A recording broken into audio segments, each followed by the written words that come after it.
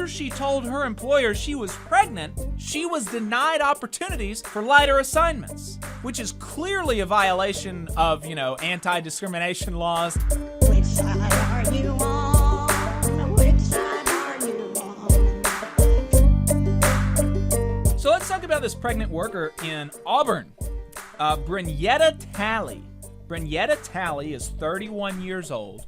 She has worked, and I'm reading this from AL.com broke this story. The reporter is Sarah Swetlick. She did a really good job. I would recommend reading this article by Sarah Swetlick. In AL.com, the title is Pregnant Woman Files Unfair Labor Charge Against GE Auburn Plant. Quote, it was just awful. So, and I also want to mention John Glenn, friend of the show, who's been doing some great reporting on the prison strike. He had an article come out as well, I believe the next day. And he talked about a separate worker who was also terminated. No kidding. Not a pregnant woman, just a guy, but he is a pro-union guy who was also fired, supposedly for his pro-union stance. So I'm glad to see both AL Reporter and AL.com covering this story out of Auburn.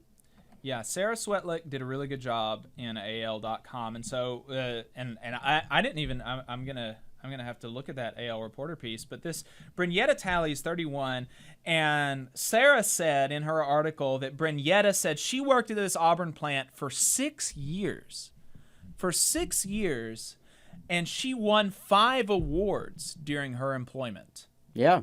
For her performance, because she was so good at her job. And she so she, when this union campaign started, back in April, and then they formally announced about a couple of months ago, she was public about her union support, and she says she felt like that made her a prime target. And so her job requires her to lift 50 to 60 pounds at various times throughout the day. And that's a lot, right? I mean, that's not something to sniff at, lifting 50, 60 pounds, especially if you're doing that repeatedly throughout the day. Right. And after she told her employer she was pregnant, she was denied opportunities for lighter assignments, which is clearly a violation of, anti-discrimination laws in the United States at the federal level. The ADA violations there are clear, and because she's pregnant, right? You're not supposed to be doing this extremely strenuous activity while you're pregnant. And something that was reported in John Glenn's piece is that in the plant, it's very common to transfer departments. And they were specifically speaking about the situation with Tyrone Dawkins, who was a second worker terminated for his pro-union stance. But employees there reported that, they couldn't think of another instance where an employee was not allowed to transfer to a different department. It's something that it's not an ask that's unheard of. It's a common practice that folks would go from department to department. And so the fact that in the case of this Miss Talley, she's pregnant, she needs some reasonable accommodations, which could easily be met with some different assignment. Yeah. In the case of Tyrone Dawkins, it was an issue where he passed with flying colors the performance test on some areas, but then they wanted to stick him in a department where he had not done so well, and rather than give him the training or a transfer, they used it as justification for termination.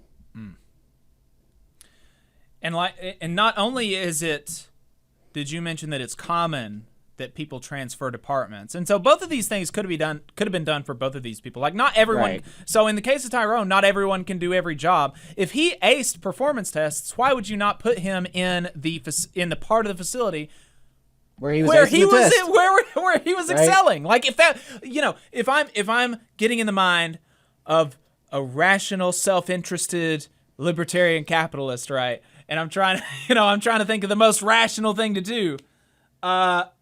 I want workers in places where they will be the best fit and can make the most money for me. Right. Where will they be most productive?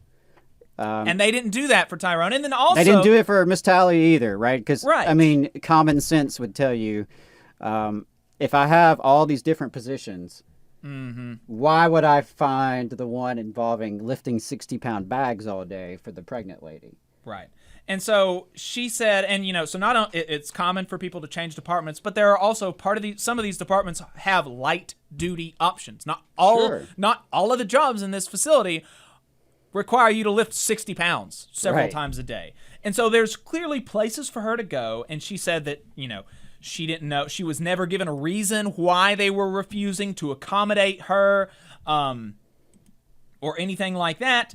And that eventually she was suspended for this. She was terminated, and she feels like the only way to explain this is because of her union support. So she filed a complaint with the National Labor Relations Board. The union is supporting her in this. GE did not. Here's what GE said to AL.com. GE is proud to employ more than 230 people at our Auburn facility, where we are committed to providing and upholding equal opportunity for all our employees. We have zero tolerance for unlawful discrimination or retaliation of any kind, and have a strong record of working with all employees across our global facilities, regardless of representational status. I mean, what a load of horse crap. Yeah, I wonder how much they paid a lawyer to write that. Couple $100 probably. Write that paragraph. Yeah. It's insane stuff. And this is, and we were talking to Bobby, this just goes to the depravity of the people at the top of our society. Just really the depraved, the lack of morals, the lack of a conscience. Their souls have been rotted. Well, I think power is, the old saying that power corrupts. I think that's a truism, and I think that's easily discernible when you look at our economy and the way employers have a hierarchical relationship with employees. And, like you said, if you were just being totally self-interested and rational, you would accommodate these workers because it would actually be better for you as the capitalist, for the running of the facility. But they're not necessarily thinking in that manner. They're thinking of protecting their power and keeping these folks squashed below their boot.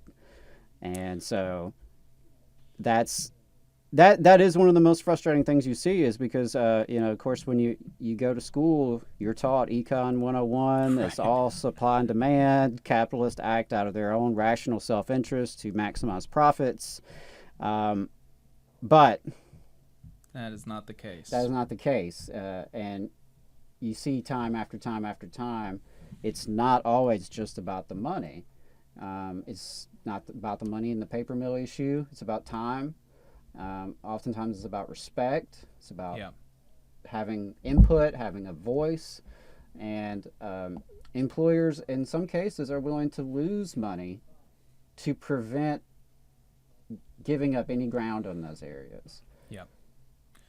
And I think what Bobby was talking about is there's some truth to that. I mean, businesses have always acted like businesses. Bosses are always bosses.